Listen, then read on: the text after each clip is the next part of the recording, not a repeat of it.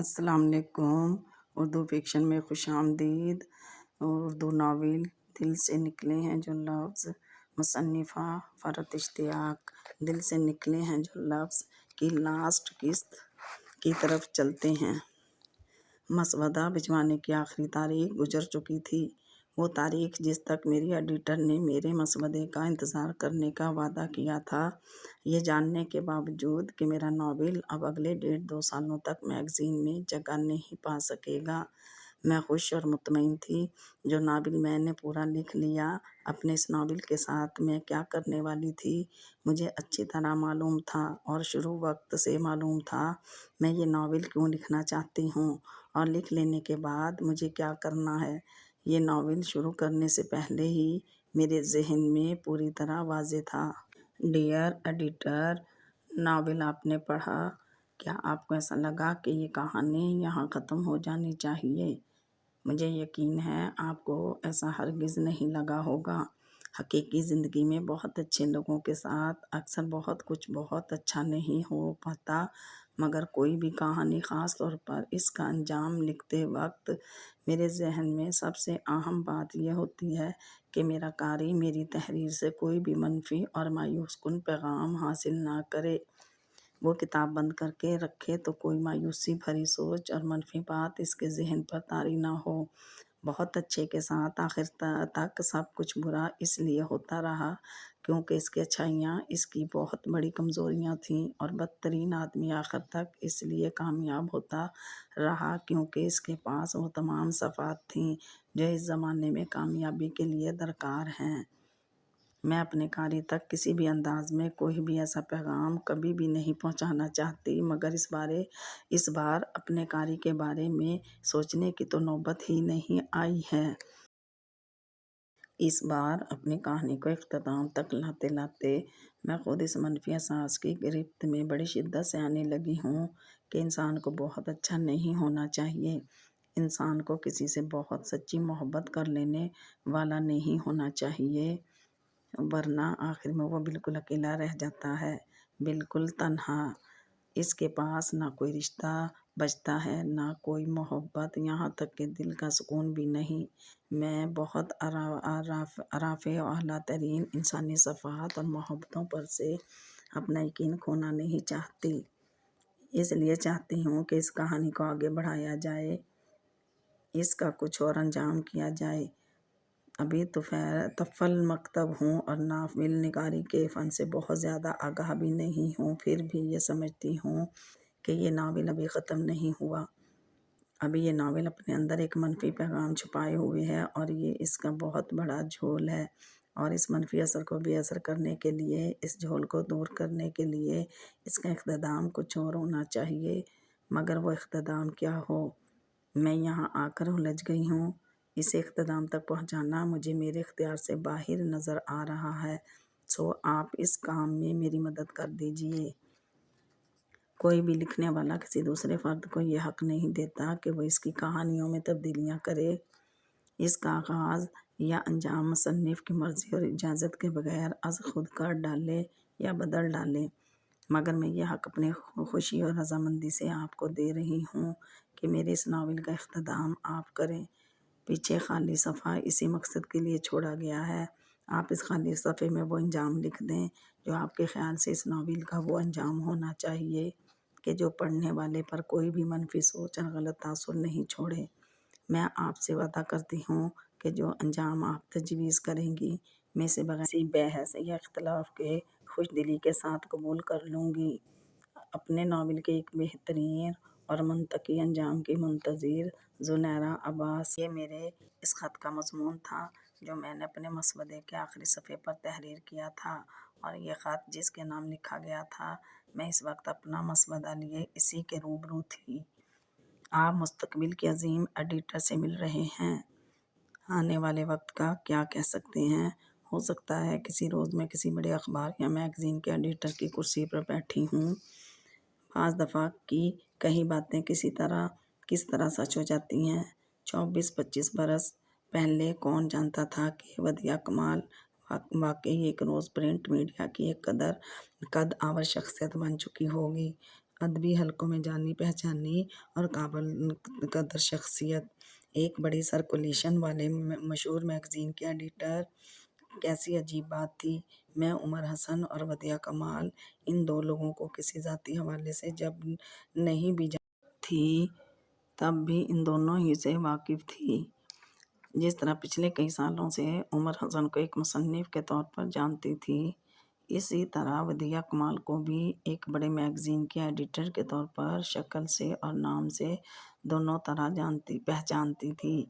ادب سے شغف رکھنے والا ایسا کون ہو سکتا ہے جو ودیعہ کمال کو نہ جانتا ہو؟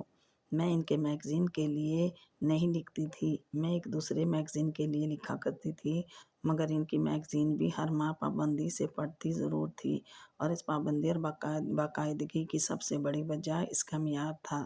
ان کا رسالہ ہر لحاظ سے ایک بہترین اور معیاری رسالہ تھا، اور اس اعلیٰ ترین معیار کے پیچھے جو شخصیت کلیدی اہمیت کی حامل تھی، میں اس سے کیوں کر ناواقف ہو سکتی تھی؟ اس اعلیٰ معیار کے پیچھے کار فرما ذہن ودیعہ کمال کو میں ایک اعلیٰ تعلیم یافتہ، باصلاحیت اور قابل خاتون کے طور پر جانتی تھی۔ اکثر اخبارات کے ادبی صفحات پر کسی کتاب کی تقریب، رونمائی یا ادب و فن اور شعر و سخن کے حوالے سے منعقد ہونے والی مختلف تقاریب کی تصاویر میں بہت سے شاعروں، ادیبوں، ناشروں اور ندیروں کے درمیان ان کی بھی جھلک نظر آ جایا کرتی تھی۔ پھر زیادہ اچھے طریقے سے میں ان سے اس وقت واقف ہوئی تھی جب تقریباً ڈیڑھ سال پہلے ایک اخبار کے ادبی صفحات میں ان کا تفصیلی اور تصویر انٹرویو شائع ہوا تھا۔ اس انٹرویو کو پڑھنے کے بعد میں ودیعہ کمال کی گرویدہ ہو گئی تھی۔ وہ میرے لیے ایک بہت پسندیدہ شخصیت بن گئی تھیں۔ اس انٹرویو میں انہوں نے اپنی پیشہ ورانہ زندگی کے بارے میں، اپنے پسندیدہ شاعروں، ادیبوں کے بارے میں، اپنی پسندیدہ کتابوں کے بارے میں، اپنے مشاغل کے بارے میں، اور آخر میں اپنی ذاتی زندگی کے بارے میں بھی سوالات کے جواب دیے تھے۔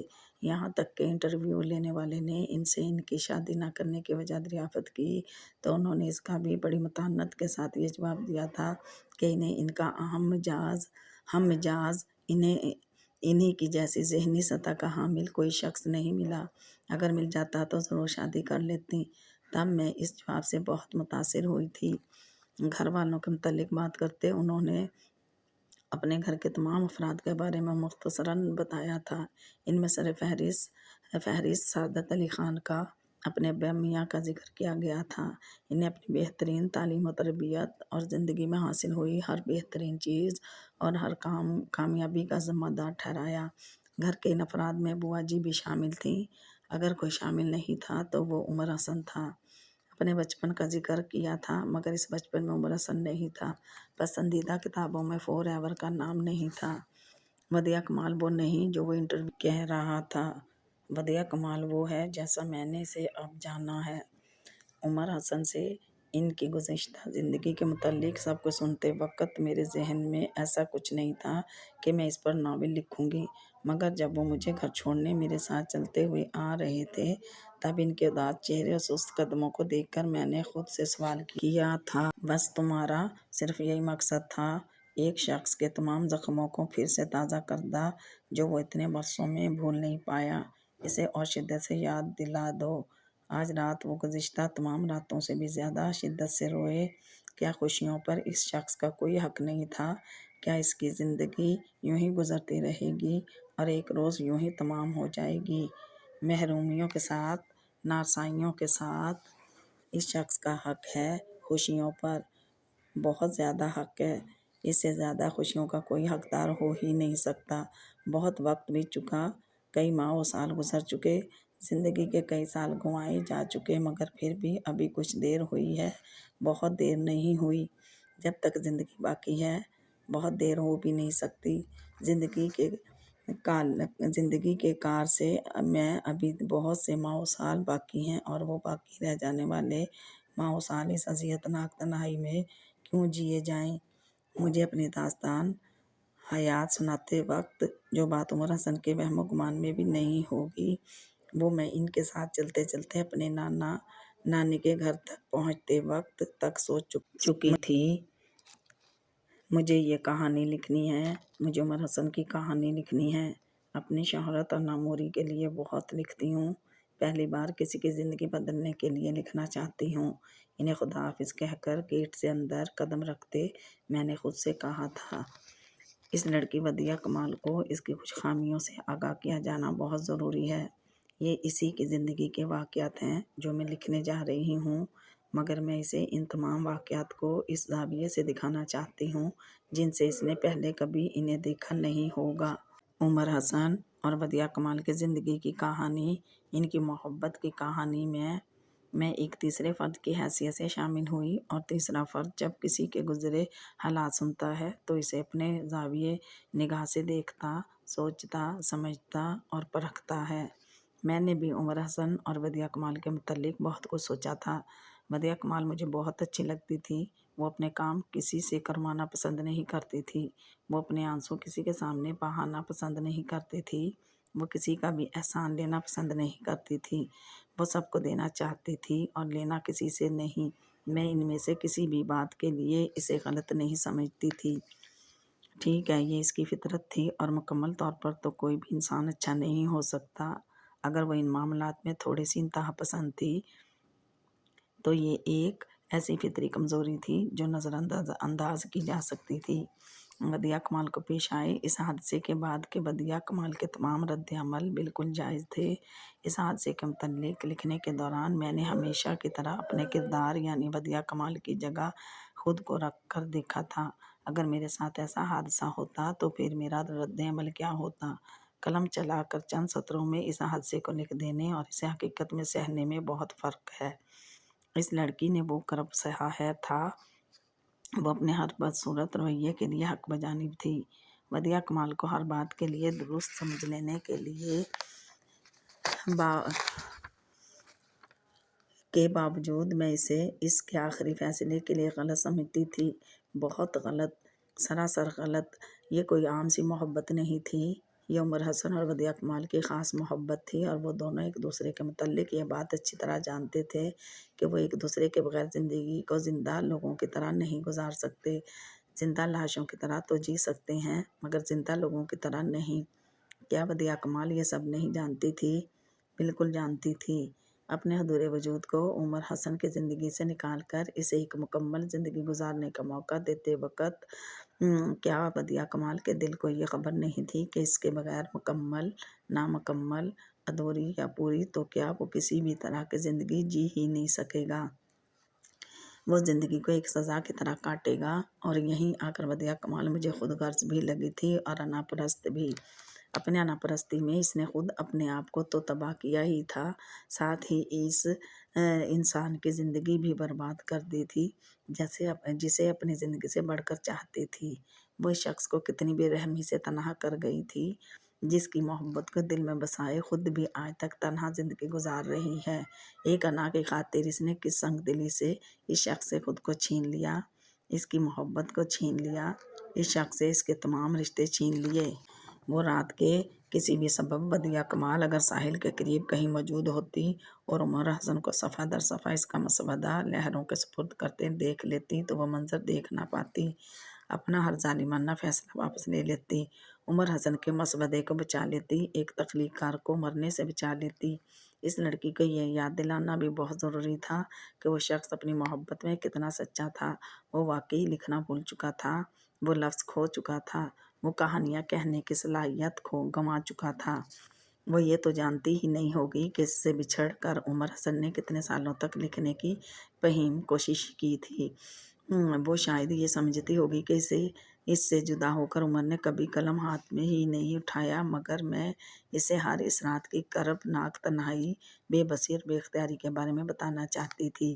جب لکھنے کی کوشش میں نڈھال ہوتے پوری رات جاگتے رہنے کے بعد عمر حسن صبح اشکوں کے ساتھ اپنے کمرے میں ہر طرف بکھرے کاغذات سمیٹا کرتا تھا۔ میں ایک مشکل کام کرنے جا رہی تھی، میں ایک بڑا ہی عجیب و غریب کام کرنے جا رہی تھی، میں ایک لڑکی کے ہاتھوں میں اسی کے سوانح حیات دینے جا رہی تھی جس میں اس کی زندگی کے بہت سے دکھوں کا ذمہ دار میں نے اسی کو ٹھہرایا تھا۔ میرے لفظوں میں کتنا اثر ہے، یہ میں نہیں جانتی تھی، مگر اتنا معلوم تھا کہ اس کہانی میں لکھا لفظ میں نے اپنے دل کی گہرائیوں سے لکھا ہے، کسی کی زندگی بدلنے کے لیے لکھا ہے۔ اس تحریر کا اس کے سوا اور کوئی مقصد نہیں کہ ایک انسان کی زندگی میں خوشیاں پھر سے واپس آ جائیں۔ اور یوں کراچی آنے کے اگلے ہی روز میں اپنا مسودہ لیے دھڑکتے دل کے ساتھ ودیعہ کمال کے دفتر میں موجود تھی۔ ایڈیٹر ودیعہ کمال۔ میرے کانوں میں 20 سال کی عمر حسن کا کہکہ گونجا، ایک وقت آئے گا جب اپنے ہنسنے پر شرمندہ ہو گئے اور تمہاری اتنی بتیسی کیوں نکل رہی ہے؟ میں کیا ایڈیٹر نہیں ہو سکتی؟ آنے والے وقت کا کیا کہہ سکتے ہیں؟ ہو سکتا ہے کسی روز میں کسی بڑے اخبار یا میگزین کے ایڈیٹر کی کرسی پر بیٹھی ہوں۔ پھر یقین مگر خفگی بھری آواز 18 سال کی ودیعہ کمال کی۔ میرے کانوں میں یہ آوازیں گونج رہی تھیں اور میں اپنے سامنے کرسی پر باوقار انداز میں بیٹھی میچیور عمر کی خاتون کو دیکھ رہی تھی۔ میری کہانی میں ودیعہ کمال کا کردار اس وقت ختم ہو گیا تھا جب وہ 30 سال کی تھی اور اس وقت میرے سامنے 42 سال موجود تھیں، بہت باوقار، بہت شاندار اور بہت خوبصورت۔ ان کے چہرے سے 2-3 سال کی کمی کے ساتھ ان کی عمر ظاہر ہو رہی تھی۔ 42 کے بجائے وہ 39-40 کی لگ رہی تھیں، مگر یہ ظاہر ہوتی عمر ان کی شخصیت کے وقار کو بڑھا کر انہیں مزید خوبصورت اور مزید گریسفل بنا رہی تھی۔ اخبارات میں تصاویر دیکھنے اور روبرو دیکھنے میں بہت فرق ہوتا ہے۔ میں انہیں آمنے سامنے پہلی مرتبہ دیکھ رہی تھی، پھر بھی ایسا لگ رہا تھا جیسے ان سے اس سے پہلے بھی بے شمار بار مل چکی ہوں۔ ہاں، میں مل تو چکی تھی بے شمار بار، لاتعداد بار۔ ودیعہ کمال کے بچپن سے لے کر اس کے بڑے ہونے تک، ہر سال، ہر مہینے اور ہر دن میں اپنی زندگی کے جس مقام پر وہ خوش ہوئی تھیں، مسکرائی تھیں، میں بھی مسکرائی تھی، اور جہاں ان کی آنکھوں سے اشک بہے میری پلکیں بھی نم ہوئی تھیں۔ میں ودیعہ کمال کو خود ودیعہ کمال سے بھی زیادہ جانتی تھی، اپنی شخصیت کے وہ بہت سے پہلو جو شاید وہ بھی نہ جانتی ہوں، میں انہیں جانتی تھی۔ وہ فون پر کسی سے مصروف گفتگو تھیں۔ انہوں نے ہاتھ کے اشارے سے مجھے کرسی پر بیٹھنے کی دعوت دی تھی۔ کرسی پر بیٹھنے کے بعد اب میرے پاس یہ کام تھا کہ میں کن اکھیوں سے ان کا جائزہ لیتی رہوں۔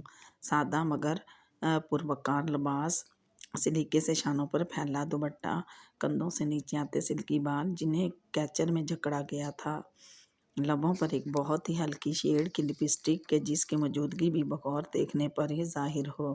اس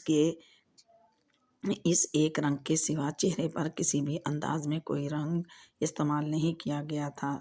مکمل طور پر دھلا دھلایا صاف شفاف چہرے پر غرور یا تمکنت کی جگہ سادگی اور تواضع کی۔ کسی بھی بڑی سرکولیشن والے اخبار یا میگزین کے ایڈیٹر کے متعلق میرا یہ خیال کہ وہ تو سیدھے منہ کسی سے بات نہیں کرتے ہوں گے، اپنی سرکولیشن کے تکبر میں ڈوبے ہوتے ہوں گے، پہلے ہی منٹ میں غلط ثابت ہو چکا تھا۔ ودیعہ کمال کے متعلق، ان کی گزشتہ زندگی کے متعلق سب کچھ جان لینے کے باوجود یہاں آتے وقت ایک نفسیاتی خوف مجھ پر حاوی تھا۔ ہو سکتا ہے وہ اتنی خوش اخلاق اور اتنی بامروت نہ رہی ہوں۔ 19 سال کسی بھی انسان کو بدلنے کے لیے ایک بہت بڑا عرصہ ہے۔ اس عرصے میں انسان واقعی بدل سکتے ہیں، مگر ودیعہ کمال تو مجھے ویسی ہی لگ رہی تھیں جیسی وہ میری تحریر میں تھیں۔ وہ فون پر کسی مصنف سے گفتگو کر رہی تھیں۔ ان کے سامنے کچھ کاغذات پڑے تھے، انہیں بھی گفتگو کے دوران ہی کو دیکھ رہی تھی۔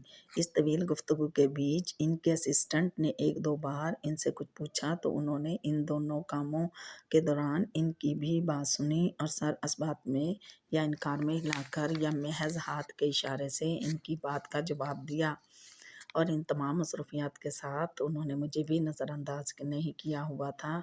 گاہے بگاہے وہ ایک سادہ اور پرخلوص مسکراہٹ اس طور پر میری طرف اچھالتیں جو مجھے یہ احساس دلاتی رہے کہ میں نظر انداز نہیں کی جا رہی ہوں۔ ایک وقت میں اتنے سارے کام، اور وہ بھی اس خوبی سے واقعی یہ کام ودیعہ کمال ہی کر سکتی ہیں۔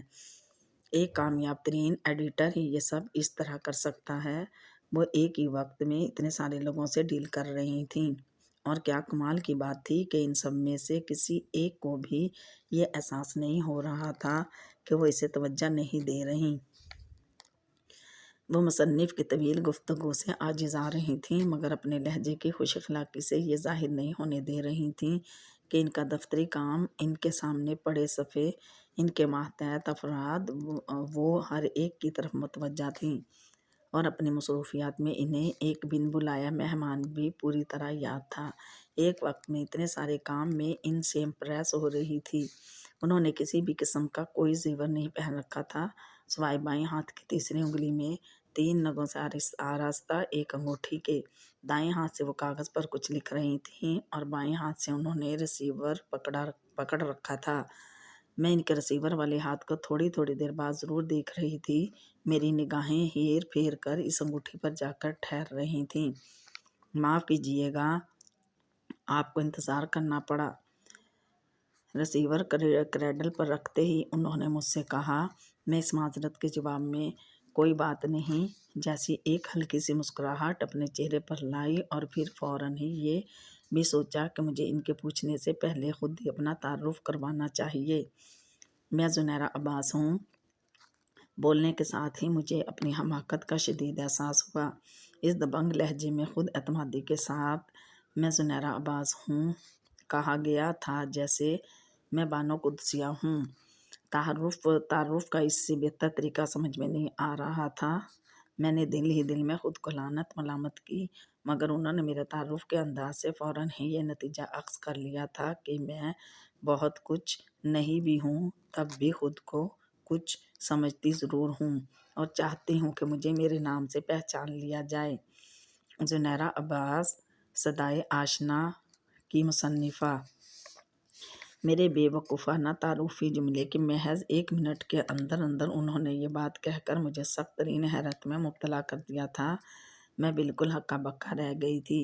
2.5-3 سال پہلے کا میرا بالکل ابتدائی دور کا ایک ناول وہ انہوں نے پڑھا تھا۔ میرے لیے تو یہی حیرت کی بات تھی۔ پھر مزید حیرت یہ کہ اسے اب تک اس کے عنوان اور مصنفہ کے نام کے ساتھ یاد رکھا ہوا تھا۔ آپ نے میرا ناول پڑھا تھا؟ میں نے اسی خوشگوار حیرت دوست جواب میں گھرے ان سے یہ سوال پوچھا۔ کسی بھی فیلڈ میں سینئرز جونیئرز کو بہت جلدی اپنی برابری کی سطح پر نہیں لاتے، مگر وہ مجھ سے یہ کہہ کر کہ وہ مجھے جانتی ہیں، انہوں نے میری تحریر پڑھی اور یاد رکھی ہے، مجھے بہت معتبر کر گئی تھی۔ وہ میری حیرت پر مسکرائیں اور دھیمے لہجے میں بولیں، پڑھا تھا اور بہت پسند آیا تھا۔ تب ہی تو وہ اب تک یاد بھی ہے۔ آپ کا انداز تحریر بہت اچھا ہے۔ گو اس کے بعد آپ کی کوئی تحریر پڑھ نہیں پائی، مگر آپ کا نام نگاہوں سے اکثر گزرتا رہتا ہے۔ اصولاً مجھے اپنی تعریف کے جواب میں فوراً شکریہ ادا کرنا چاہیے، مگر میں ان کی تعریف کا شکریہ فوراً ادا نہیں کر پائی۔ میری خاموشی کی وجہ ان کی مسکراہٹ تھی۔ میری نگاہیں ان کی آنکھوں میں اٹک گئی تھیں۔ میں ایک دوسرے کے بالکل آمنے سامنے تھے۔ ہم ایک دوسرے کے بالکل آمنے سامنے تھے۔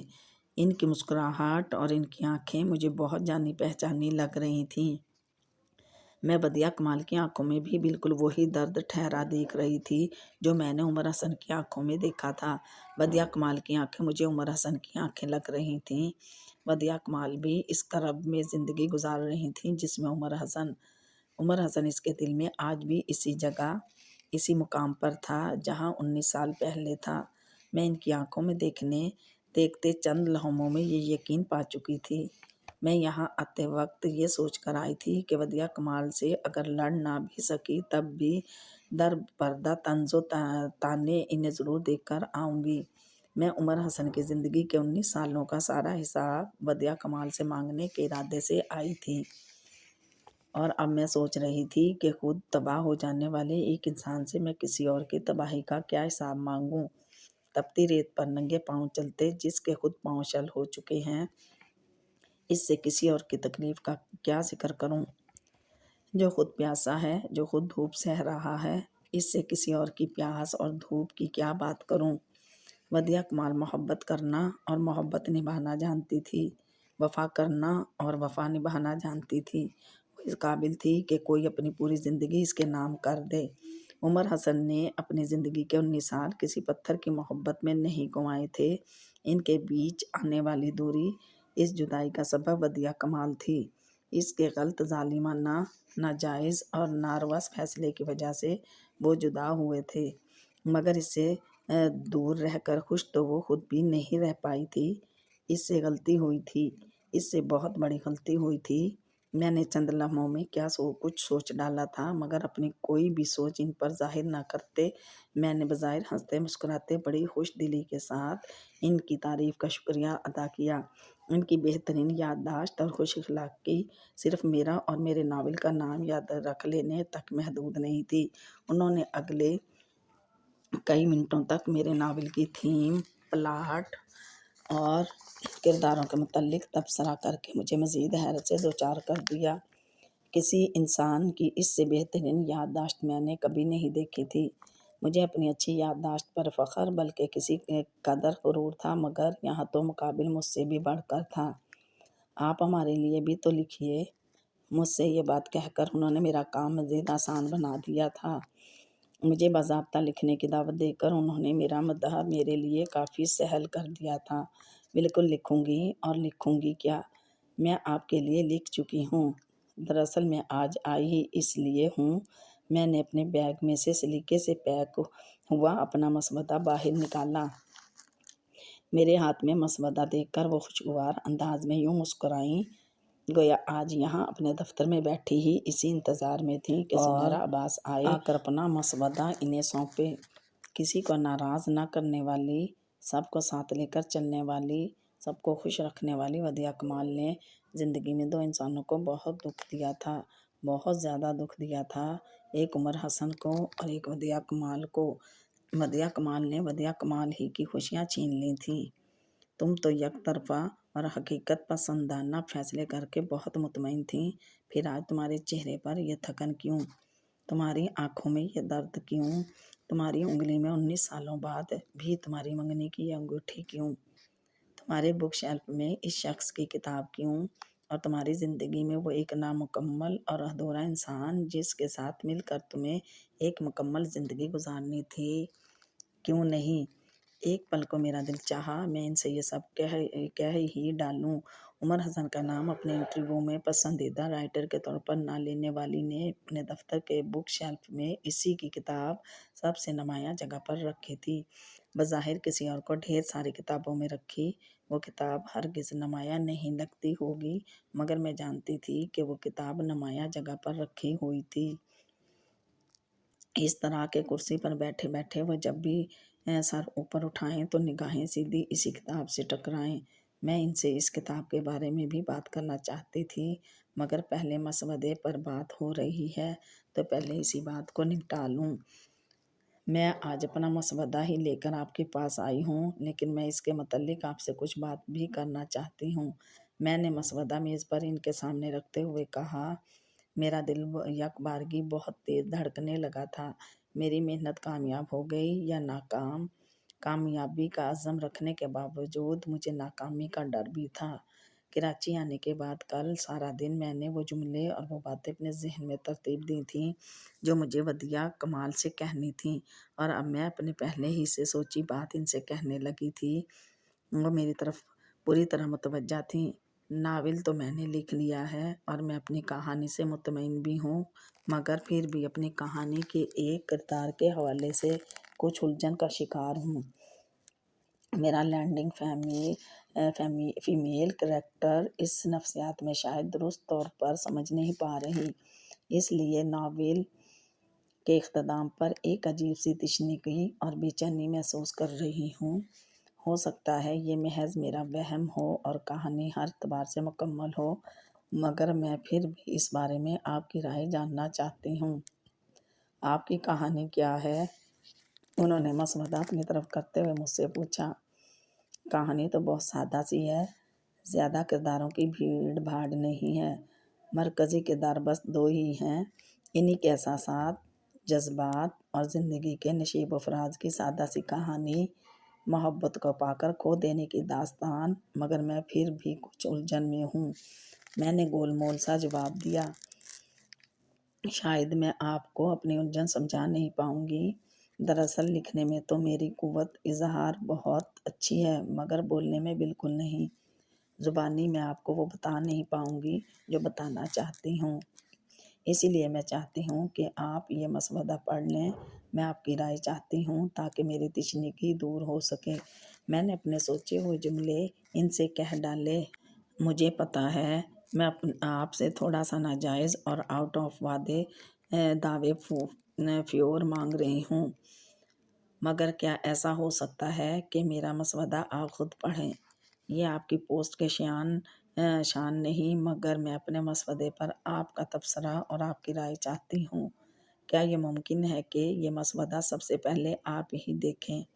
وہ میری باتوں کے جواب میں مسکرائیں۔ میں خود دیکھوں گی، یہ وعدہ تو کر سکتی ہوں، مگر فوراً دیکھوں گی یہ وعدہ نہیں کر سکتی۔ آپ کو تھوڑا انتظار کرنا پڑے گا۔ مجھے اپنی باتوں میں کچھ ایسی باتوں کا فوراً اضافہ کرنا تھا جن سے چونک کر وہ جلد از جلد میرا مسودہ دیکھنے پر مجبور ہو جائیں۔ جتنی دیر میں یہ سب سچ سہ رہی تھی وہ چائے منگوا چکی تھی۔ کیا آپ نے بچپن ہی میں اس فیلڈ کا انتخاب کر لیا تھا؟ چائے کا کپ اٹھاتے ہوئے میں نے ان سے پوچھا۔ اس فیلڈ کا تو نہیں، ہاں علم و ادب اور لکھنے پڑھنے سے متعلق شعبے کا انتخاب کروں گی یہ جانتی تھی۔ دراصل میری پرورش ایک علمی اور ادبی ماحول میں ہوئی۔ انہوں نے چائے کا سیپ لیتے ہوئے مجھے جواب دیا۔ اب تک کتنے رائٹرز کو متعارف یا یوں کہہ لیں کہ دریافت کر چکے ہیں؟ ویسے کیا یہ میرا انٹرویو ہو رہا ہے؟ انہوں نے متبسم لہجے میں پوچھا۔ میں جواباً مسکرا دی۔ آپ اتنے سالوں میں کتنے رائٹرز کو دریافت کر چکی؟ یہ تو ظاہر ہے یاد رکھنا خاصا مشکل کام ہے۔ آپ کو یہ تو ضرور یاد ہوگا کہ پہلی بار آپ نے کس رائٹر کو دریافت کیا تھا؟ پہلی بار آپ نے کس رائٹر کو یہ بتایا تھا کہ وہ اگر چاہے تو بہت اچھا لکھ سکتا ہے؟ یا یوں کہہ لیں کہ پہلی بار آپ نے کس رائٹر سے لکھوایا تھا؟ میرا لہجہ بھی سادہ تھا اور میری نظریں بھی، مگر میرا سوال سادہ نہیں تھا، لیکن وہ بدیع کمال تھیں اور اتنی جلدی بکھلا جانے والوں میں سے وہ ہرگز نہیں تھیں۔ سو چہرے پر وہی نرم سی مسکراہٹ برقرار رکھتے ہوئے عام سے لہجے میں بولیں، اتنے برس بیت گئے، اب تو یہ یاد کرنا بھی بہت مشکل ہے۔ 20 برس ہو گئے مجھے اس شعبے سے وابستہ ہوئے اور 20 سال ایک طویل عرصہ ہوتا ہے۔ میں خاموشی سے ان کی طرف ان نظروں سے دیکھتی رہی جیسے مجھے ان کی بھول جانے والی بات کا 100% یقین آ گیا ہے۔ پھر میں نے یوں ہی بیٹھے بیٹھے ان کے بک شیلف پر قصداً نظریں دوڑانا شروع کر دیں۔ ارے فور ایور! میں نے خوشی اور حیرت کا ایسا ملا جلا مظاہرہ کیا جیسے اس کتاب پر ابھی ابھی میری نگاہ پڑی ہے۔ یہاں مجھے عمر حسن کی کتاب نظر آ رہی ہے۔ کیا میری طرح آپ بھی ان کی کتاب کو پسند کرتی ہیں؟ میں نے بک شیلف سے نظریں ہٹا کر براہ راست ان کی طرف دیکھا۔ جی ہاں، اچھی کتاب ہے، مجھے پسند ہے۔ انہوں نے سادہ سے لہجے میں بہت مختصر فقرہ بولا، مگر میں اس ذکر کو اتنی جلدی ختم کرنا نہیں چاہتی تھی۔ میرے فیورٹ رائٹر ہیں عمر حسن۔ آپ کے پاس ان کی کتاب دیکھ کر مجھے بہت خوشی ہو رہی ہے، یعنی یہ کہ ہماری پسند کتابوں کے معاملے میں ایک سی ہے۔ انہوں نے میری ایکسائٹمنٹ کا جواب محض ایک مسکراہٹ کے ساتھ دیا۔ میں عمر حسن کی کتاب اتنی بار پڑھ چکی ہوں کہ سمجھیں یہ مجھے زبانی یاد ہو چکی ہے، مگر اتنا اچھا رائٹر اور اس کی صرف ایک کتاب، مجھے سمجھ میں نہیں آتا کہ جب وہ اتنا اچھا لکھ لیتے تھے پھر انہوں نے لکھنا چھوڑ کیوں دیا۔ وہ خاموشی سے چائے کے سیپ لیتی رہی، یوں جیسے میرے جملوں میں جواب طلب تو کوئی بات ہے ہی نہیں۔ پھر وہ کیا بولیں؟ ان کے چہرے پر سکون اور اطمینان ہنوز قائم تھا، ایسے جیسے وہ میری کسی بات سے ڈسٹرب نہ ہوئی ہوں، مگر میں محسوس کر رہی تھی کہ وہ میرے ناقابل فہم انداز پر اندر ہی اندر چونک رہی ہیں۔ میں انہیں چونکانا ہی چاہتی تھی، اس لیے اس موضوع کو جاری رکھا۔ میں نے تو اس بات پر بہت غور کیا ہے کہ عمر حسن نے لکھنا کیوں چھوڑ دیا۔ انٹرنیٹ تک کے ذریعے ان کے مزید کتابوں یا ان کی گمشدہ شخصیت کو تلاش کرنے کی بہت کوششیں کر چکی ہوں، مگر سوائے ناکامی کے کچھ حاصل نہیں ہوا۔ آپ کو کیا لگتا ہے انہوں نے لکھنا کیوں چھوڑ دیا؟ میرے جملوں میں ایک چھپی ہوئی کاٹ تھی۔ اس بارے میں کیا کہہ سکتی ہوں؟ اس بارے میں ہم کیا کہہ سکتے ہیں؟ ہر ایک کی اپنی اپنی وجوہات ہوتی ہیں۔ وہ اس ذکر کو مزید جاری رکھنا نہیں چاہتی تھی۔ اپنی اپنی وجوہات۔ کیا کہہ سکتے ہیں کہ عمر حسن کے ساتھ کیا ہوا ہوگا؟ ہم اس بارے میں کوئی رائے کیسے دے سکتے ہیں؟ ہو سکتا ہے کہ ان کا کوئی قریب ترین فرد ان کے لکھنا چھوڑ دینے کی وجہ بنا ہو، اور ہو سکتا ہے وہی وہ فرد ہو جس کی وجہ سے انہوں نے لکھنا شروع کیا ہو۔ وہ بالکل خاموشی سے میری طرف دیکھ رہی تھیں۔ انہوں نے اپنے تاثرات بالکل بھی تبدیل نہیں ہونے دیے تھے۔ میں نے اپنا چائے کا کپ خالی کر کے میز پر رکھا اور مزید بولی، کبھی وہ فرد مجھے مل جائے تو میں یہ ضرور پوچھوں گی کہ ایک ایسے شخص سے جو صرف لکھنے کے لیے پیدا ہوا تھا، قلم چھین کر تمہیں کیا حاصل ہوا؟ ان کے کمرے میں ان کے دفتر کا کوئی فرد داخل ہوا تھا۔ غالباً ان کا کوئی ماتحت جو ان سے کچھ پوچھنے آیا تھا۔ وہ اپنی میز سے اٹھ کر خود ہی اس کے پاس چلی گئیں۔ میں سمجھ سکتی تھی کہ ایسا وہ محض اس تکلیف دہ موضوع سے بچنے کے لیے کر رہی ہیں۔ وہ اس موضوع پر کچھ کہنا سننا نہیں چاہتیں، مگر وہ یہ بات صاف صاف مجھ سے کہہ نہیں سکتی تھیں۔ میں گردن گھما کر انہیں ان کے ایک ماتحت کے ساتھ پروفیشنل گفتگو کرتا دیکھنے لگی۔ اپنے ماتحت کو فارغ کر کے وہ واپس اپنی میز پر آئیں، اسی طرح چہرے پر اعتماد اور ہلکی سی مسکراہٹ لیے۔ آپ فکر مت کیجیے زنیرہ، آپ کا مسودہ میں دیکھ لوں گی۔ انہوں نے اپنی کرسی پر بیٹھتے ہی مجھ سے خوش قسم کے پروفیشنل لہجے میں کہا۔ وہ مجھے میرے سابقہ موضوع کی طرف کسی قیمت پر جانے دینا نہیں چاہتی تھیں۔ میں اپنی عزت افزائی پر ذرا بھی بدمزہ نہ ہوئی تھی۔ میرے چہرے کی مسکراہٹ ہنوز برقرار تھی۔ ٹھیک ہے دیا، پھر میں چلتی ہوں۔ یوں بھی خاصا وقت لے لیا میں نے آپ کا۔ اپنا بیگ کاندھے پر لٹکاتی میں کرسی پر سے اٹھی۔ وہ ایک دم چونکیں۔ وہ منجمد نگاہوں سے بالکل ساکت بیٹھی مجھے دیکھ رہی تھیں۔ مجھے اب مزید اس نوعیت کی کسی یاد دہانی کی ضرورت نہیں تھی کہ میرا مسودہ آپ ہی دیکھیے گا، اور پلیز جلدی دیکھ لیجیے گا۔ میں جانتی تھی کہ اب یہ مسودہ ان کے سوا کسی اور کے ہاتھوں میں ہرگز نہیں جائے گا۔ میں نے گمسم بیٹھی ودیعہ کمال پر جو مجھ کو ٹکٹکی باندھے دیکھے جا رہی تھیں الوداعی نظر ڈالی اور باہر نکل آئی۔ اللہ میرے لفظوں میں وہ اثر ڈال دے جو کسی کی زندگی کو بدل سکے، مجھے وہ ذریعہ بنا دے جو ان محبت کرنے والوں کے بیچ حائل ہوئی خلیج کو ختم کر سکے، جو ہر جدائی کو مٹا ڈالے، جو ہجر کی تپتی دھوپ کو وصل کی ٹھنڈی چھاؤں سے بدل سکے۔ میں ان کے دفتر سے باہر آ گئی۔ اگر واقعی مجھ میں لکھنے کی صلاحیت ہے، اگر واقعی میرے لفظوں میں اثر ہے، تو وہ کسی کی زندگی کو بدل دیں گے۔ میں کل دوپہر سے لے کر آج صبح تک سارا وقت ایک کشمکش اور اضطراب میں مبتلا رہی تھی۔ میں بہت ٹینشن میں تھی۔ دن کے 12 بج رہے تھے اور میں بے مقصد ٹی وی پر چینل بدلتے اپنی ٹینشن دور کرنے کی کوشش کر رہی تھی۔ امی اور میری چھوٹی بہن شاپنگ کے لیے گئی ہوئی تھیں۔ گھر پر میں اور مانی تھے۔ مانی اخبار میں سے ڈھونڈ کر میرا اور اس کی فلم کے متعلق چٹپٹی خبریں پڑھنے اور پھر مرچ مسالے لگا کر مجھے سنانے میں مصروف تھا۔ کوئی اور وقت ہوتا تو میں اس کی فضول گوئی کو انجوائے کر لیتی، مگر اس وقت کم از کم بالکل انجوائے نہیں کر پا رہی تھی۔ بجو میرا ہمارے ملک کی نامور ادارہ ہے، پڑوسی ملک میں ملک و قوم کا نام روشن کر کے آ رہی ہے۔ اس کے متعلق معلومات تو ہمیں رکھنی چاہیے۔ اچھا گیٹ پر بیل ہو رہی ہے، جا کر دیکھو کون ہے۔ میں نے اسے احساس دلایا، موڑ کر چلا گیا تو میں اخبار اٹھا کر دیکھنے لگی۔ وہ چند منٹوں بعد واپس آیا۔ آپ سے ملنے کوئی ودیعہ کمال آئی ہیں۔ اخبار میرے ہاتھوں سے پھسل کر نیچے گرا۔ میں بکھلائے ہوئے انداز میں یکدم ہی صوفے پر سے اٹھی۔ کہاں ہیں وہ؟ میں نے بے تابی سے پوچھا۔ ظاہر ہے ڈرائنگ روم میں بٹھا کر آیا ہوں۔ گیٹ پر تو کھڑا رکھنے سے رہا۔ میں اندھا دھند سیڑھیوں کی طرف بھاگی۔ آرام سے بجو، وہ آپ سے ملنے آئی ہیں، تو ملے بغیر تو ہرگز نہیں جائیں گی، مانی پیچھے سے چلایا تھا، اور میں اس کی آواز نظر انداز کر کے اسی طوفانی رفتار سے بھاگتی ڈرائنگ روم تک آ گئی تھی۔ میں ڈرائنگ روم میں داخل ہوئی تو وہ مجھے صوفے کے پاس کھڑی نظر آئیں۔ انہوں نے سبز رنگ کا وہی لباس پہن رکھا تھا جو کل اپنے آفس میں پہنا ہوا تھا۔ کل کا وہ کلف لگا سوٹ آج کچھ سوٹ سلوٹ زدہ ہو رہا تھا۔ السلام علیکم۔ اندر قدم رکھتے ہی میں نے انہیں سلام کیا۔ وعلیکم السلام۔ ان کا لہجہ بہت بجھا بجھا سا محسوس ہوا مجھے۔ ان کی آنکھیں بہت سرخ اور سوجی ہوئی لگ رہی تھیں۔ آپ بیٹھیں نا پلیز۔ میں نے انہیں کھڑا دیکھ کر فوراً بیٹھنے کو کہا۔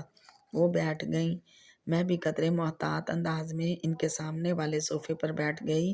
انہوں نے اپنے ہاتھوں میں ڈھیر سارے کاغذ پکڑ رکھے تھے۔ میں ان کاغذوں کو پہچانتی تھی۔ وہ ان کاغذوں کے ساتھ کیا کرنے والی ہیں؟ وہ مجھ سے کہنے والی ہیں۔ میں خوفزدہ انداز میں انہیں دیکھ رہی تھی اور وہ بالکل خاموش بیٹھی مجھے دیکھ رہی تھیں۔ وہ تمہیں ایبٹ آباد میں کب ملا زنیرہ؟ کافی دیر کے بعد انہوں نے بہت آہستہ آواز میں مجھ سے پوچھا، پرتکلف سے۔ آپ سے وہ بے تکلف انا تم تک آ گئی تھیں۔ مجھے ان کے تم نے کس قدر حوصلہ دیا تھا۔ 1.5 ماہ پہلے۔ میں پچھلے 1.5 ماہ میں بہت مرتبہ ان سے ملی ہوں۔ پرسوں دوپہر ان سے مل کر ہی کراچی واپس آئی ہوں۔ وہ کیسا ہے؟ اس بار ان کی آواز پہلے سے بھی بہت ہلکی تھی۔ میں ان کی آواز نہیں سن سکی تھی۔ میں نے ان کے ہونٹوں کی حرکت سے ان کا سوال سمجھا تھا۔ مجھے ان کی آنکھوں میں آنسو تیرتے نظر آئے تھے۔ وہ بالکل ویسے ہی ہیں دیا، جیسا میں نے انہیں لکھا ہے۔ بہت اداس، بہت تنہا۔ کل ان کے دفتر میں نے جان بوجھ کر انہیں اس نام سے بلایا تھا، جبکہ اس وقت واقعی غیر اختیاری طور پر میرے منہ سے ان کے لیے یہ نام نکلا تھا۔ ان کے چونک کر دیکھنے سے پہلے تک مجھے خود احساس نہیں ہوا تھا کہ میں نے انہیں کیا کہا ہے۔ دیا۔ انہوں نے میرے لبوں سے یہ نام سن کر اسے خود بھی دہرایا۔ تم نے کل بھی مجھے دیا کہا تھا۔ میں تمہاری کسی بات سے اتنی ڈسٹرب نہیں ہوئی جتنی اس نام سے۔ میری زندگی میں 2 لوگ تھے جو مجھے اس نام سے پکارا کرتے تھے۔ میں نے ان دونوں کو کھو دیا زنیرہ۔ ایک کو تقدیر نے مجھ سے چھین لیا اور دوسرے کو میں نے خود سے دور کر دیا۔ اسے میں نے خود گنوا دیا۔ ان کی آنکھوں سے آنسو گرنے لگے تھے۔ میرے سامنے وہ دیا بیٹھی تھی جس کی زندگی کھلی کتاب کی طرح میرے سامنے تھی۔ میں بے ساختہ اپنی جگہ سے اٹھ کر ان کے پاس آ گئی۔ میں صوفے پر ان کے بالکل قریب بیٹھ گئی۔ کل جب تم مجھے دیا کہہ کر میرے دفتر سے چلی گئیں، پھر میں وہاں مزید ایک پل نہ ٹھہر سکی۔ میں نے تمہارے لکھے یہ صفحات اٹھائے اور گھر آ گئی۔ انہیں تو میں نے پڑھنا شروع بھی نہیں کیا تھا اور صرف دیا نام پر ہی روئے چلی جا رہی تھی۔ کل تم نے مجھے بہت رلایا ہے زنیرہ۔ میں انہیں روتے ہوئے دیکھ رہی تھی مگر بولی کچھ نہیں تھی۔ تمہاری کہانی میں نے پڑھ لی زنیرہ۔ اپنی غلطیاں دیکھ لیں، اپنی کوتاہیاں دیکھ لیں۔ خود کو بہت اچھا سمجھتی تھی۔ لگتا تھا میں کبھی کچھ غلط کر ہی نہیں سکتی۔ تمہاری طرح کبھی کوئی آئینہ دکھانے والا ملا ہی نہیں جو مجھے بتاتا کہ میں زندگی میں کہاں کہاں پر غلط ہوں۔ میں غلط تھی زنیرہ، میں غلط ہوں زنیرہ۔ وہ بہت بری طرح رو رہی تھیں۔ میں ان کے لیے پانی لانے کے لیے اٹھنا چاہتی تھی مگر انہوں نے میرے ہاتھ اس مضبوطی سے پکڑ لیے تھے کہ میں اٹھ نہیں سکی۔ مجھے وہ آخری فرد بھی نہیں ہونا چاہیے تھا جو اسے یہ احساس دلاتا کہ جس گھر کو وہ اپنا گھر سمجھتا ہے وہ اس کا گھر نہیں، جن لوگوں کو وہ اپنی فیملی سمجھتا ہے وہ اس کی فیملی نہیں، اور میں ہی وہ پہلی فرد بنی جس نے اسے یہ تمام اذیت ناک احساس دلائے۔ اس سے اس کا سب کچھ چھین لیا۔ صرف ایک پل میں کتنی آسانی سے اس سے کہہ دیا یہاں سے چلے جاؤ۔ اتنی خود غرضی، اتنی سنگ دلی آخر ہوتی کون تھی؟ میں اس سے اس کا گھر چھیننے والی، اس سے اس کے رشتے چھیننے والی۔ میرا اختیار صرف میری ذات پر تو ہو سکتا تھا۔ میں یہ تو کہہ سکتی تھی کہ میں اب تم سے محبت نہیں کروں گی، میں اب تم سے شادی نہیں کروں گی، مگر اسے یہ حکم دینے والی میں کون تھی کہ وہ ہماری زندگیوں سے نکل جائے، ہمیشہ ہمیشہ کے لیے کہیں دور، بہت دور چلا جائے۔ ان کے آنسو میرے ہاتھوں پر گر رہے تھے۔ انہیں کسی احساس جرم میں مبتلا کرنا میرا مقصد ہرگز نہیں تھا۔ میں تو صرف کسی کی زندگی میں خوشیاں واپس لانا چاہتی تھی۔ میں نے اس کے ساتھ اتنی بڑی زیادتی کی۔ اپنے گناہوں کا ازالہ کس طرح کروں زنیرہ؟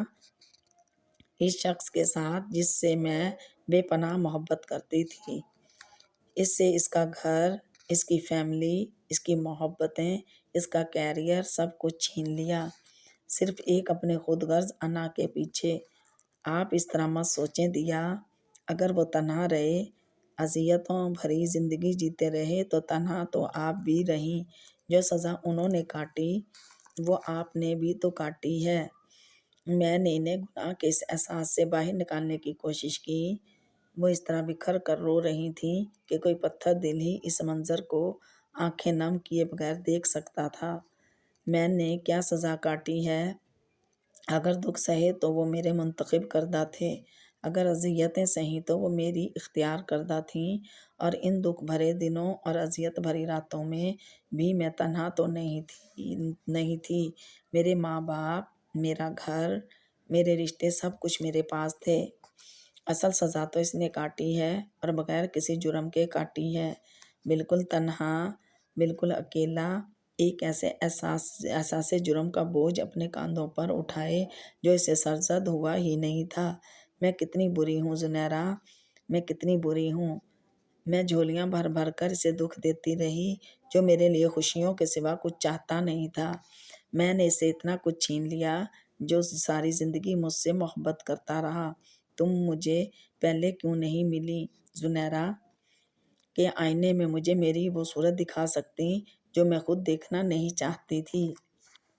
مجھے میری غلطیوں کا احساس دلانے والا میں کتنی غلط ہوں کبھی کسی نے نہیں بتایا، یہاں تک کہ عمر نے بھی نہیں۔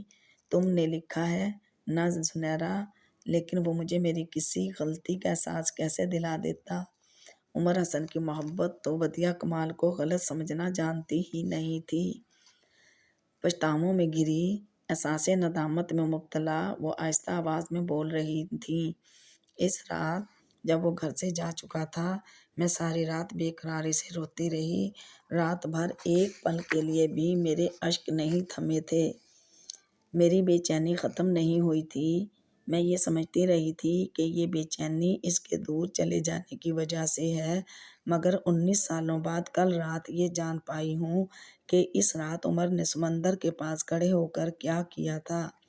میری وجہ سے وہ اب لکھ نہیں پاتا، میں اس حقیقت سے آگاہ تھی، مگر اس بات سے نہیں کہ اس نے 19 سالوں میں اپنا دوسرا مکمل ناول کیوں پبلش نہیں کروایا۔ میں اس کے لیے دعائیں مانگتی تھی۔ یقین کرو زنیرہ، ان 19 سالوں میں میں صرف اور صرف اسی کے لیے دعائیں مانگتی تھی۔ دیا، میں انہیں تسلی دینے کے لیے کچھ کہنا چاہتی تھی۔ وہ محبت کے لیے لکھتا تھا، وہ میرے لیے لکھتا تھا، اور جب میں نے اس کا ساتھ چھوڑ دیا پھر وہ کیسے لکھتا؟ اسے کتنا آگے جانا تھا، اور تمہارے احساس سے دلانے سے پہلے تک بس رو رو کر اس کے لیے دعائیں کر کر کے سمجھتی تھی کہ اس کی زندگی میں سب کچھ ٹھیک ہو جائے گا۔ میں نے اس کا سب کچھ چھین لیا، میں نے اس کی ہر خوشی برباد کر دی۔ دیا، آپ کو اپنی غلطی کا احساس ہو گیا، بس اتنا کافی ہے، مگر آپ پچھتا کیوں رہی ہیں؟ یہ پچھتاوے اس وقت تو ہو سکتے تھے جب اگر خدا نخواستہ عمر حسن اس دنیا میں نہ رہے ہوتے، مگر اب کیوں؟ انسان پچھتاتا تو تب ہے جب زندگی ختم ہو جاتی ہے۔ میں نے ان کے آنسو صاف کرتے ہوئے نرم لہجے میں کہا، ابھی آپ زندہ ہیں، ابھی عمر حسن زندہ ہیں، ابھی آپ دونوں کی محبت زندہ ہے، ابھی کچھ دیر تو ہوئی ہے مگر بہت دیر نہیں ہوئی۔ آدھی زندگی گزر گئی، آدھی تو ابھی باقی ہے۔ آنے والے ماہ و سال تو ابھی آپ کی دسترس میں ہیں دیا۔ 19 سال گزر گئے ہیں، خدا نخواستہ زندگی تو نہیں گزر گئی۔ پلیز دیا، اس باقی رہ جانے والی آدھی زندگی کو برباد مت ہونے دیں۔ عمر حسن پھر سے لکھ سکیں گے، وہ پھر سے خوش رہ سکیں گے۔ اس نے ان کے پچھتاووں اور کرب و اذیت میں گھرے آنسوؤں سے بھیگے چہرے پر امید کی ایک کرن جگمگاتے دیکھی۔ آدھی زندگی، انہوں نے دھیرے سے کہا۔ ہاں دیا، आधी ज़िंदगी। अल्लाह ने आपकी दुआएं सुनी हैं। जो आधी ज़िंदगी ज़ाया हो गई है ना, आप इसकी भी सब मोहब्बतें और तमाम खुशियाँ इस बाकी बची आधी ज़िंदगी में उमर हसन को दे सकेंगी। आप हर कमी इस आधी ज़िंदगी में पूरी कर दीजिएगा। इनके चेहरे पर उम्मीद के साथ मुस्कुराहट भी फैली थी, आंखों में आंसू, लबों पर हंसी, और इस आंसुओं भरे चेहरे पर उम्मीदवार खुशी। बड़ा दिलफरेब मंजर था ये। मैं इनके पास से बगैर कुछ कहे उठी और ड्राइंग रूम से निकल गई। चंद सेकंड्स में मैं वापस ड्राइंग रूम में इनके पास आ गई। मैं इनके पास आकर बैठी और अपने हाथ में दबी एक पर्ची इनके सामने कर दी। इस पर्ची पर जली हरूफ में एक टेलीफोन नंबर दर्ज था। जैसे ही मैंने पर्ची इनकी निगाहों के सामने की, वो मुस्कुराने लगी। उन्होंने बगैर कुछ कहे बैग में से अपना मोबाइल फ़ोन निकाला और एक लम्हे भी सोचे बगैर वो नंबर मिलाने लगी जो इस पर्ची पर लिखा था। उन्होंने नंबर मिला लिया तो मैं फ़ौरन इनके पास से उठने लगी। इस गुफ्तगू में यहाँ अपनी मौजूदगी मुझे गैर मुनासिब लगी थी, मगर बदिया ने मुझे हाथ पकड़कर उठने से रोक लिया। तुम हमारी कहानी का वो किरदार हो जो हमसे बिल्कुल अलग नहीं। हमारी ज़िंदगी के हर पहलू के बारे में जानने और इसमें शरीक रहने का तुम्हें हक़ है। मैं मुस्कुराते हुए वापस बैठ गई। तीसरी बेल पर कॉल रिसीव कर ली गई थी। रिसीवर उठाते ही यकीनन उन्होंने, हेलो, ये चमनज़ार है, मैं उमर हसन बोल रहा हूँ, जैसी कोई बात कही थी। बदिया ने इनका तारुफी जुमला खामोशी से सुना। वो आवाज़ सुनते ही इनकी आंखों से फिर से आंसू गिरने लगे थे और यूं ही आंसू बहाते मध्यम आवाज़ में, उमर, लौट आओ। ना सलाम, ना तारुफ, ना खैरियत, बस ये एक मुख्तसर सा जुमला और लाइन मुनक़ता। वो मुझे फरामोश किए अभी भी इसी आवाज़ में खोई हुई थी। मैं इनकी इन कैफियत में कुछ देर के लिए इन्हें तन्हा छोड़ना चाहती थी, इसीलिए खामोशी से उठकर ड्राइंग रूम से किचन में आ गई। मैं किचन में इनके तवाज़ा के लिए कुछ लेने आई थी, मगर वहाँ मुझसे पहले ही मानी ट्रे तैयार करता नज़र आया। मैं इसके सुगड़ापे पर मुस्कुराते हुए इसके पास आ गई।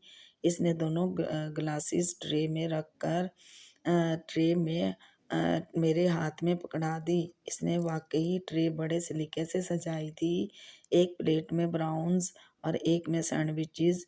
मैं इसके सुगड़ापे की तारीफ करते हुए वापस ड्राइंग रूम में आ गई। बदिया के हाथों में मेरा मसवदा था और वो इस पर कुछ लिख रही थी। मैं ट्रे अपने और इनके दरमियान रखकर इनके पास बैठी तो उन्होंने मेरे पूछे बगैर ही मसवदा मेरे सामने कर दिया। ये मेरे मसवदे का वो आखिरी सफ़ा था जिसे मैंने खाली छोड़ दिया था, लेकिन वो सफ़ा अब खाली नहीं था। आधी ज़िंदगी गुजार देने के बाद आखिर इस संग दिल लड़की को किसी ने इसकी गलतियों का एहसास दिला ही दिया और फिर यूँ हुआ कि अपनी गलतियों पर नादिम होते हुए इसने शहर मोहब्बत के दरवाज़े उमर हसन पर फिर से खोल दिए। शहर मोहब्बत जो उमर हसन के बगैर बहुत वीरान था, फिर से आबाद हो गया। मैं ये जुमले पढ़कर मुस्कुराई। अब तो ठीक है, तुम्हारी कहानी में अब तो कोई मनफी तासुर बाकी नहीं रहा ना?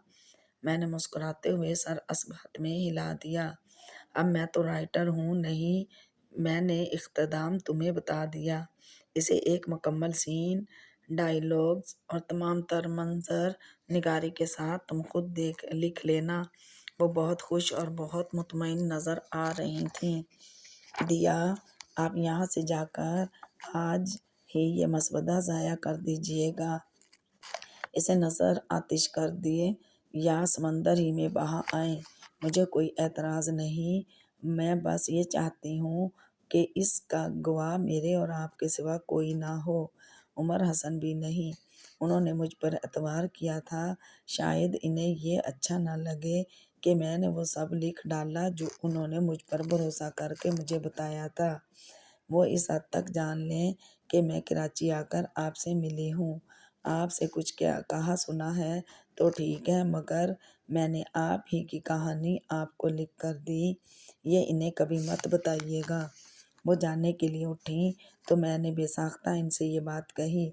وہ جواباً مسکرائیں اور سر اقرار میں ہلا کر مجھے یہ یقین دلایا کہ وہ اسے آج ہی ضائع کر دیں گی۔ میں ان کے ساتھ گیٹ تک آئی تھی۔ رخصت ہوتے وقت انہوں نے بڑی محبت سے میرے دونوں ہاتھ اپنے ہاتھوں میں لے لیے۔ تم بہت اچھی ہو زنیرہ۔ انہوں نے بہت سچائی اور خلوص سے میری تعریف کی۔ میں اچھی ہوں یا نہیں یہ تو نہیں جانتی، ہاں اتنا ضرور جانتی ہوں کہ میں ہوں بالکل عمر حسن اور بدیعہ کمال جیسی۔ اگر 19 سال پہلے میں ان کی زندگی میں شامل ہوتی تو وہ سب نہ ہونے دیتی جو ہوا۔ دیا، آپ اور عمر حسن اور میں، ہم الگ الگ دنیاؤں کے الگ الگ لوگ ہیں۔ آپ لوگوں کی زندگیاں کچھ اور تھیں اور میری زندگی کچھ اور ہے۔ آپ لوگوں کا وقت کچھ اور تھا، میرا وقت کچھ اور ہے۔ اتنے بہت سارے فرق کے باوجود ہم ایک جیسے ہیں کیونکہ ہم میں ایک قدر مشترک یعنی محبت ہے۔ اور دیا، محبت الگ ہو بھی کیسے سکتی ہے؟ محبت بدل بھی کیسے سکتی ہے؟ سالوں گزر جائیں، صدیاں بیت جائیں، محبت تو محبت ہی رہتی ہے۔ اس کا رنگ، روپ، شکل سب وہی رہتی ہیں۔ اور اب مکمل ہو رہی تھی میری کہانی۔ یہ میری کہانی کا آخری منظر تھا، میرے ناول کا آخری سین، میری کہانی کا وہ اختتام کہ اس کے سوا کچھ اور اختتام ہوتا تو میں زندگی میں دوبارہ کبھی لکھ نہ پاتی۔ اس بار میں اپنی کہانی کے خوشگوار انجام کو تصور کی آنکھ سے نہیں بلکہ حقیقت میں دیکھ رہی تھی۔ میں خود اس آخری منظر کا ایک حصہ تھی۔ کتنی دلچسپ اور ناقابل یقین سی صورتحال ہے نا یہ! میں اپنے کمرے میں رائٹنگ ٹیبل کے آگے بیٹھی اس منظر کو کاغذ پر نہیں لکھ رہی تھی بلکہ اسے اپنی آنکھوں کے سامنے ہوتا ہوا دیکھ رہی تھی۔ خود اس میں شامل ہوں۔ یہ سعادت علی خان کا گھر تھا، عمر حسن اور بدیعہ کمال کے ابا میاں کا گھر۔ یہ گھر میری کہانی میں مرکزی اہمیت کا حامل تھا اور یہیں پر میری کہانی کا خوشگوار اور میرا من چاہا انجام ہو رہا تھا۔ میں اس گھر میں پہلی مرتبہ آئی تھی، پھر بھی ایسا لگ رہا تھا جیسے میں اس گھر سے بہت اچھی طرح مانوس ہوں۔ میری کہانی کے زندہ کردار ابا میاں کے ساتھ اس گھر میں قدم رکھتے ہی میں سرمئی شیروانی سفید شلوار میں ملبوس خوشی اور طمانینت بھرے انداز میں مہمانوں کا استقبال کرتے بارش و وقار بزرگ کو پہچان گئی تھی کہ یہ ڈاکٹر کمال علی خان ہیں، اور ان کے برابر میں نیلے رنگ کی ساڑی پہنے ہوئے خاتون جنہیں دیکھتے ہی یہ احساس ہو رہا تھا کہ وہ جوانی میں کس قدر خوبصورت رہی ہوں گی۔ وہ ڈاکٹر نائلہ کمال تھیں اور دور ایک کرسی پر بیٹھی بہت ذہین، بہت سن رسیدہ خاتون جنہیں دیکھنے، سننے اور بولنے میں بہت کوششیں صرف کرنا پڑ رہی تھیں، وہ بوا جی تھیں۔ میں اپنے تینوں اہم کرداروں اور ان کے دلی جذبات کو سمجھتی تھی۔ میرے یہ تینوں کردار آج خوشی سے سرشار تھے اور میرے دونوں مرکزی کردار اندر داخل ہوتے ہی میں ان دونوں کو ڈھونڈا تھا اور فوراً ہی وہ دونوں مجھے نظر بھی آ گئے تھے۔ اس وسیع و عریض اور خوبصورت لان میں محدود تعداد میں مدعو کیے گئے مہمانوں کے لیے ایک پرتکلف اور پروقار تقریب کا اہتمام کیا گیا تھا۔ میرے دونوں مرکزی کردار اسٹیج پر بیٹھنے کی بجائے اپنے مہمانوں سے خود جا کر ملنا پسند کر رہے تھے۔ عمر حسن کے لبوں پر وہ مسکراہٹ تھی جو میں نے آج سے پہلے کبھی نہیں دیکھی تھی۔ وہ پھر اپنوں کے درمیان تھے اور ان کے پہلو میں وہ کھڑی تھی جس کے نام ان کی پوری حیات ہے۔ پھر یہ مسکراہٹ ان کے لبوں پر کیوں نہ ہوتی؟ ان سے چھین جانے والی ان کی ہر متاع انہیں واپس مل گئی تھی اور سب کچھ واپس مل جانے کی خوشی ان کے ہر انداز سے ظاہر ہو رہی تھی۔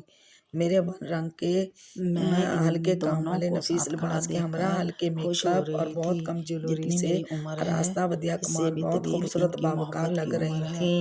ایک لمبا سفر، ایک کٹھن سفر، ان دو لوگوں کی زندگیوں میں خوشیاں بہت دیر سے آئی تھیں۔ ابا میاں اس تقریب میں شرکت کے لیے خاص طور پر ایبٹ آباد سے کراچی آئے تھے۔ میں اس تقریب میں انہی کے ساتھ آئی تھی۔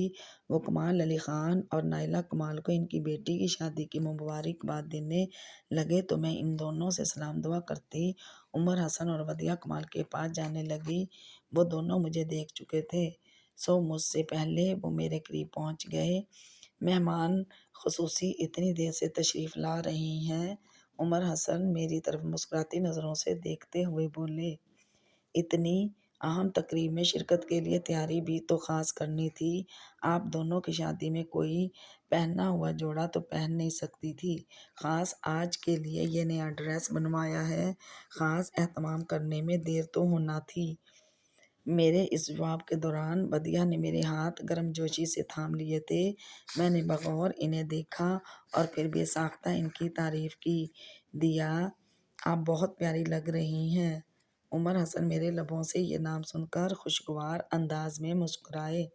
سعادت علی خان اور عمر حسن کے بعد میں وہ تیسری فرد تھی جسے ودیعہ نے یہ نام لینے کا حق دیا تھا۔ بہت بہت شکریہ۔ اب سچی سچی یہ بھی بتا دو کہ تم آج یہاں پر ہم دونوں میں سے کس کے مہمان کی حیثیت سے شرکت کر رہی ہو؟ عمر حسن نے شرارتی نگاہوں سے مجھے دیکھتے ہوئے یہ سوال پوچھ کر جیسے مجھے مشکل